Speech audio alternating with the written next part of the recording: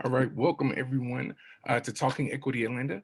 We're so excited to be here tonight in the Maze Cluster. If we could get people to give us a, oh, sorry, I'm on the wrong screen. Sorry, everybody. So we're doing shout outs. Sorry, I'm back on track. If we could get everybody to shout out the name of their school that they're representing this evening. Who we have out in the Maze Cluster? Mays High School. Maze High School, welcome, welcome. Beecher Hills, Cascade, B.E. Mays High School again. Miles Elementary.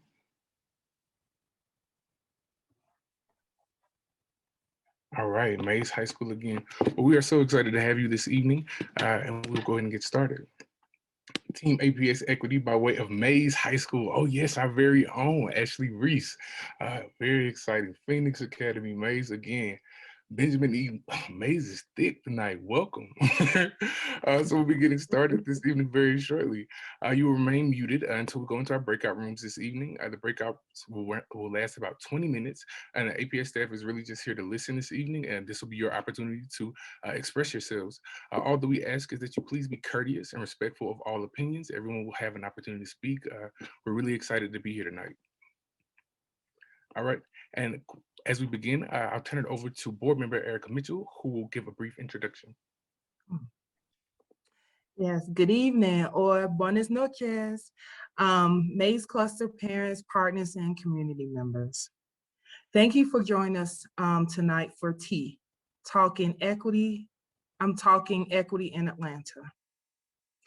I am Erica Mitchell, one of your APS board members, and I am honored to be a part of this relevant and timely conversation. I am also joined by my several esteemed board colleagues, board member Leslie Grant, board member Cynthia Briscoe Brown. Thank you. We've all heard the word equity, but tonight our district leaders will share what the word means for APS and why we believe it should be at every forefront of our work. We also want to hear from you about how we can work together to create a culture that encourages excellence for every student, regardless of whether they are affluent or marginalized, Black and brown or white, identify as he, she, or they, or diverse in their ability status. Each student deserves equitable chance at success. With more, I would like to introduce Dr. Tahita Baker-Jones, our Chief Equity and Social Justice Officer. Bienvenidos, welcome, Dr. Tahita Jones-Baker. Thank you, Board Member Mitchell, for that introduction, and good evening, everyone.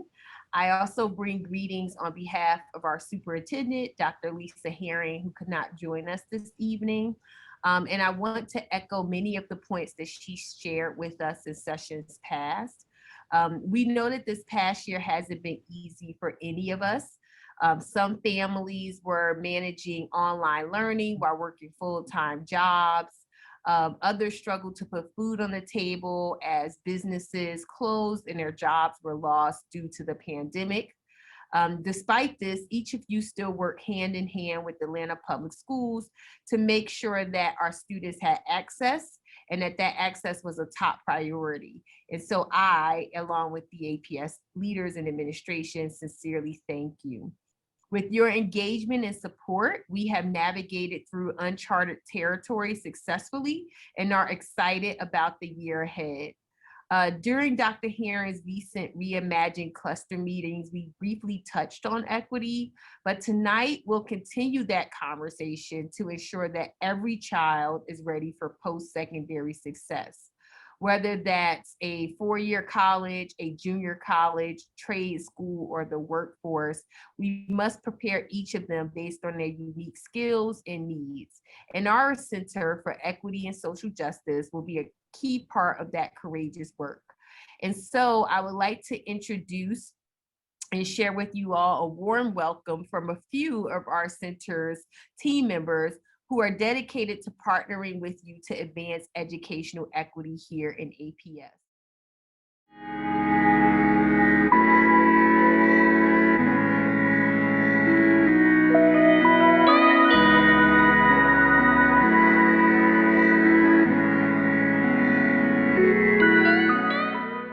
Niao, and greetings. Hola y bienvenidos. Bonjour. Aloha. Namaste. Sawabona. Guten Tag. Marhaban. Ciao. Hujambo. Hello. My name is Quentin Stroud, the Equity Policy Analyst working at the Center for Equity and Social Justice. Mi nombre es Joana García y soy la especialista en la comunidad Latinx en el Centro de Equidad y Justicia Social.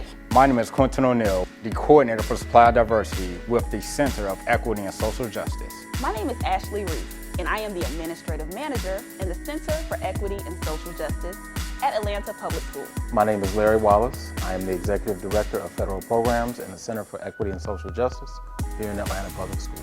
My name is Deirdre Smith, Organizational Ombuds with the Center for Equity and Social Justice. I'm Rhonda Hudson, the Coordinator of Equitable Student Support Services in the Center for Equity and Social Justice. I am Gina DeVoe. I am the Coordinator of Equitable Schools and Academics in the Center for Equity and Social Justice.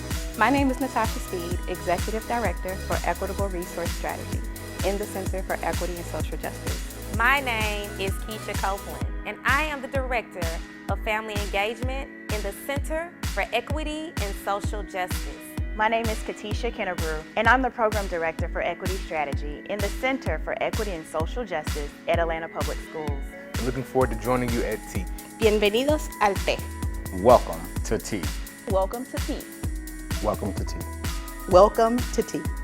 Welcome to T. Welcome to T. Welcome to T. Welcome to TE. Welcome to T. Hello, my name is Dr. Tauhida Baker-Jones, and I'm the Chief Equity and Social Justice Officer for the Center for Equity and Social Justice at Atlanta Public Schools. Welcome to T. Well, welcome to T, everyone. And we do have some members of our team. I think there's just one person, and that's Emily Ward, who was not featured in the video. So I'll allow Emily to also introduce herself before I transition forward. Hi, everyone. I'm Emily Ward. I'm the Coordinator for Equity Focused Professional Learning in the Center for Equity and Social Justice, and I'm so happy to be here tonight. Thank you, Emily. And so, as Dr. Herring has shared previously, at APS, our mission is through a caring culture of equity, trust, and collaboration. Equity, trust, and collaboration. Every student will graduate ready for college, career, and life. Along with Superintendent Herring and APS leaders, we are working closely together to plan and strategize what the work of equity and social justice means for every child. And to do this well, we need your help. So let's first look at what we've committed to doing as an APS family and what our vision is for this work. So our vision, as you may recall from our strategic planning document, is a high-performing school district where students love to learn, educators inspire, families engage, and the community trusts the system.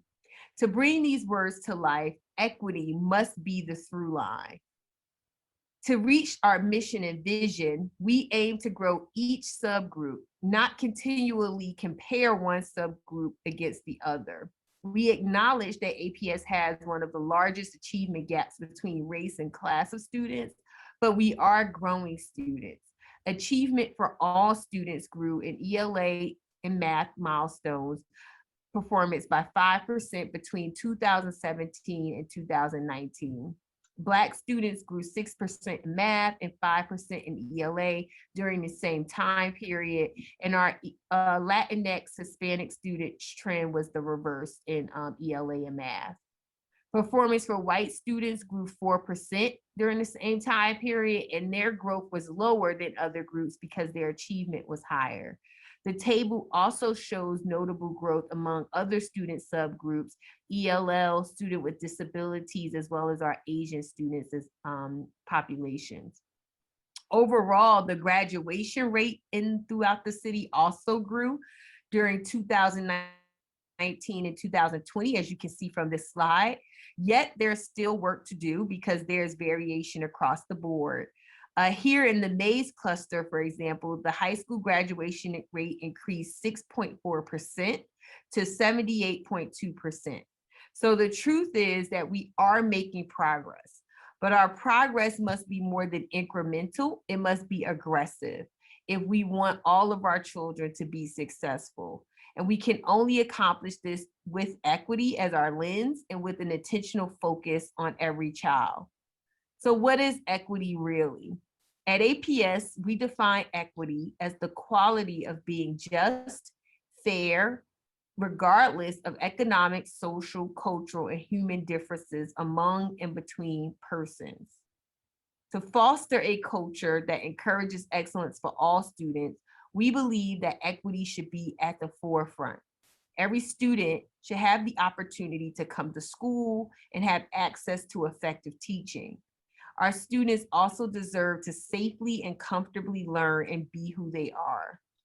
And the aim of equity is to provide students with the additional and differentiated resources they need based on their educational needs. Social justice, which is an added component to our work here in APS, is achieved when our district breaks the predictive link between demography and destiny. Equitable instruction complements that work because it's grounded in a student's experiences. It is engaging, it is culturally and linguistically affirming, meaningful, and grade level appropriate. And social justice in our instructional practices requires that every student has a voice in the curriculum through supplementation that mitigates race, class, ability, gender, and other boundaries that often hinder access to the curriculum. And the Center for Equity and Social Justice will support the district in doing this work and meeting these goals and ideals by providing and supporting the district in providing more equitable resources and supports for our students and staff. This includes wraparound services from external partners. We also will serve as a gateway for managing equity concerns and questions, and ultimately support the district in increasing achievement growth across all subgroups.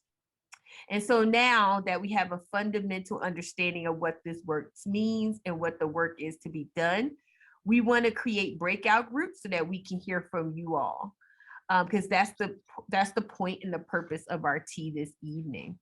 And so the rest of our session will be spent in breakout groups, hearing from you about what will it take to get to our vision and how you can support us in getting to that vision.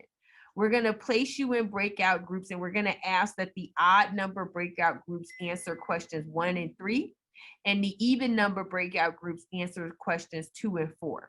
There's also an open-ended question that just wants to get at what's top of mind and top of heart for you as it relates to equity. And so we'll also have a third question that's just an open forum, open floor for you to share with us what's coming up for you in the realm of the work to be done. We have also assigned a member from the Center for Equity and Social Justice to facilitate each group and take notes. And they're there to listen and to capture your voice. And so now let's talk Equity Atlanta. So I'm going to ask Quentin to break us into our breakout groups. Very soon you'll have a pop-up coming up on your screen inviting you to click to join the group. When you see that pop-up, please click the button so that you can join your respective group accordingly. Well, welcome back, everyone. I think we should all be back now. So welcome back, everyone. Great lively discussion I'm sure that you've had. To ensure full transparency in this work, we would like to invite the small groups to share out briefly what was discussed in your groups. And so I'm going to invite each group to come and share 1 or 2 key takeaways that your group discussed for the rest of us. So if we could have group 1, whoever the reporter is for group 1, share out 1 or 2 key takeaways that you all discussed in your group.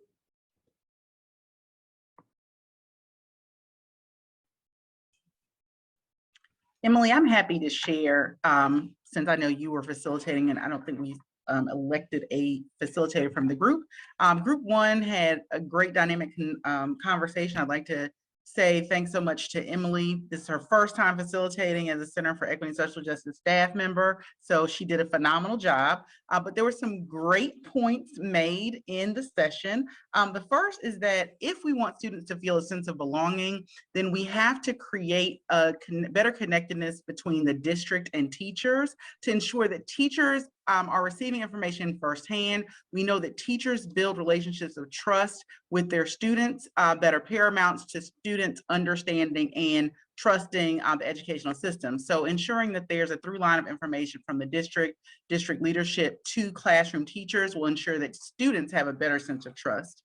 And then also they wanted to look at fostering a successful culture and realizing that it really begins with customer service and understanding that in addition to customer service, there have to be opportunities for growth and there should be opportunities for access regardless of which cluster a school may be part of.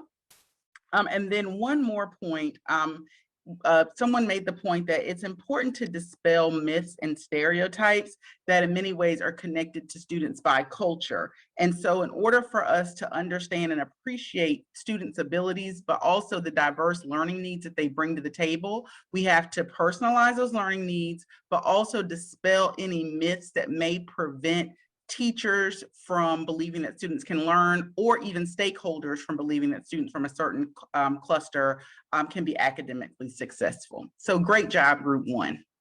Thank you, Deirdre, for that. Group two. Hey. So we was a part of group two, great and rich discussion. We had the question around equitable resources, what's needed and where in order to grow academic achievement across all subgroups. One of the things that was hit on first was making sure that we get access to the individuals with the greatest needs. And we identified being able to do that by using an assessment tool, making sure and understanding what that assessment tool produces in order to understand where we really need to drive resources instead of just deciding without any type of data to support that. Also, we talked about starting at the bottom and working our way up, ensuring that we're meeting students where they're at. If a student is in the 6th or 7th grade and reading on a 3rd grade level, making sure that we're going back to support that student exactly where they are and pouring resources into that particular area to drive that change. Also, addressing resources that can help meet students and families in general, whether it's housing, food, cars, transportation, recognizing that there are a lot of more areas to address this child outside of just within the academic area in order to allow everyone to have the same starting line. And then moving into the second question we had was around the academic profile. So here we talked about root cause analysis. That was a heavy hitter for the group. Being able to understand, for example, when we say, what does it mean to be fully engaged, breaking that apart and understanding why students aren't fully engaged, digging down and getting to the root of that. So that way we can then create a plan and be very intentional about how we start to address having students become fully engaged as a part of that characteristics. Also owning all of the children in the sense of sometimes there may be favoritism shown towards students who are performing academically well. If students are walking in, if they have a behavioral concern or what's going on with that child, once they enter the building, make them feel belonged and loved. Once they know that they're loved and they're belonging, from there, students can engage in a completely different way. And then also, being prepared whenever they come to us for pre-K and early learning, being ready to jump in at the start once they hit our schools and being able to engage them there. I talked about belonging and feeling special. And then there was a theme that also that came between both questions, which was there's lots of listening sessions. especially specifically around equity. And so whether it's about addressing the profile of the student or it's about the equitable resources, allowing this to go beyond just the listening sessions, understanding that there is a plan that needs to be made, deliverables to be followed upon, and to be able to go on to the ability to create and drive those goals and guardrails that the system is currently making. All right, thank you for that, Tasha. Group 3. Well, group 3. Yes, good evening. Ms. Mays is going to do the report out for group 3. So thank you for discussion. Yes, thank you so much for our great facilitator. And thank you for recruiting me to do this. And I think we are coming on the heels of something very special in what group 2 just said. And so we talked a lot about joy and enthusiasm and opportunities for learning in order to talk about equity. We talked a lot about students as it relates to behavior disparities and making sure that we also love on our students and give them the opportunity for restorative justice processes. We talked about being able to provide cultural opportunities to understand who they are as particularly African children, being in this particular area, understanding what that means and their greatness, and so how they can fully engage in that process. We talked to parents who were currently at Mays and in the cluster and had been at the school. And I think that was a really empowered piece to talk about that. And so the parents there talked about high achievers and those to provide opportunities for those who are all types of achievers, to make sure that we have resources and opportunities for all learning opportunities within the school culture. We talked about how parent engagement was an important tool and basically was the benefit to all student learning within the process. We talked about how culture and climate were essential to the school environment. And again, we talked about to make sure that there was joy in the process of it. And so ours was a little quicker because she talked about so much of what we talked about and that it really was hitting on point with that. But we talked about legitimate parent involvement and intensity as it relates to that. And so I just want to thank you all for the opportunity to make sure that we include opportunities of equity, of offerings within the school environment, languages, opportunity for clubs and those things to make sure that all of our children are looked at and are grown within the environment that they love so that they can become their best to their highest good and their greatest common joy. And so we want to make sure that we do that within the Mays cluster and that we are powerful and intentional in that process. Thank you very much, group 3. Group 4.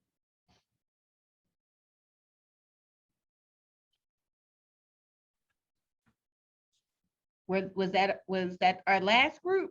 I thought we had 4 groups. Oh, no. So maybe we're group 4. We thought we might have been 5. All right. Okay.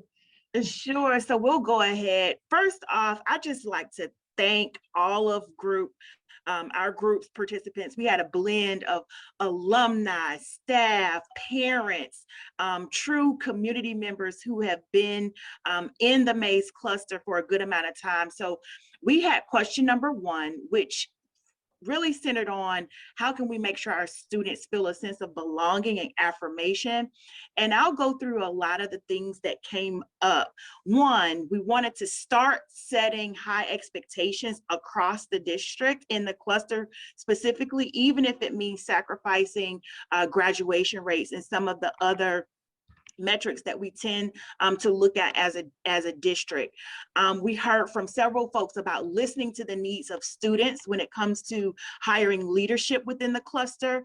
We also heard a continue working through SEL and making sure that those great components from social emotional learning are done with more fidelity, that we have more training for our staff so that our students really feel affirmed. We heard a lot about the legacy of Mays, and I really appreciated the legacy of Mays. And what we heard loud and clear was a return to the greatness that the cluster and the high school was once known for. We talked about a lot of the course offerings, making sure that those really return to a culture where there's something for every student at Mays.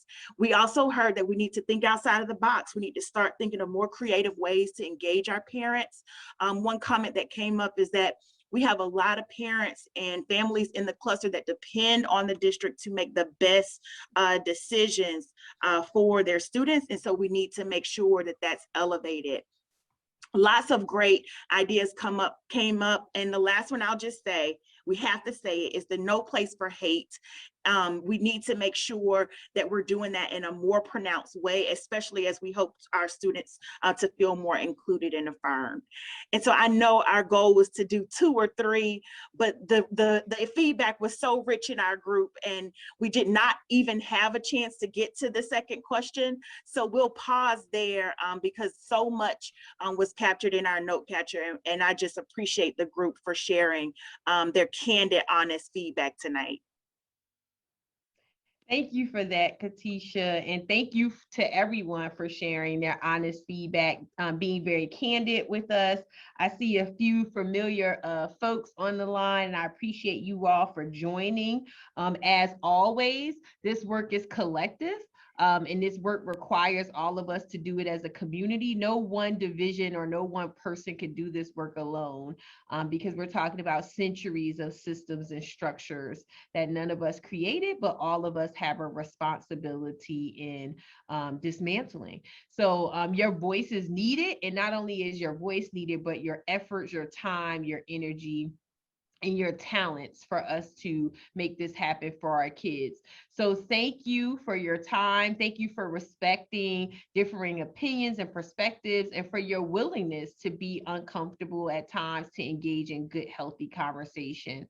To find real solutions on behalf of every student that we serve, we agree and with you that is going to take hard collaborative work, and you can help in this work by continuing this dialogue. This is the first of many conversations that will eventually lead to action once we have a clear understanding of the work to be done. And to assist us in having a clearer understanding of the work to be done, our team has a survey that has some additional questions that we would love your feedback on, questions around how race is discussed in our schools, where we could push in more around that, and different other topics. So if you could please complete that survey. You should have gotten it in an email when you registered, but just in case you didn't, someone will drop it in the chat for you. And again, equity is at the forefront in Atlanta Public Schools. It is what is required if we are going to foster a culture that encourages excellence for all students and staff. And when we achieve this ideal, we will truly have equity and social justice for all. So thank you again for joining us tonight. I appreciate you all. Have a great weekend and a happy evening.